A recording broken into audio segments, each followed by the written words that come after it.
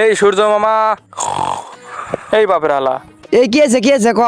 তোমার জন্য একটা চিঠি আছে। চিঠি পড়ার সময় নাই এখন আমার। আরে তোমার ব্যাপারে ভালো কিছু লেখা আছে, একবার পড়ে দেখো না কে। আমার পড়ার সময় নাই, তুই পড়, আমি শুনিচ্ছি। আমি পড়ি তাহলে তুমি শোনো। হ্যাঁ বল। আচ্ছা তাহলে পড়া শুরু করলাম। প্রিয় সূর্য মামা, আশা করি মামিকে নিয়ে ভালোই আছেন, কিন্তু এই পৃথিবীতে আপনার ভাগ্নেরা ভালো আছে কিনা সেটা দেখার জন্য যদি একটু পৃথিবীতে নেমে আসতেন।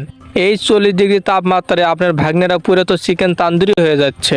এটা কি আপনার গরম নাকি মামি রূপের গরম?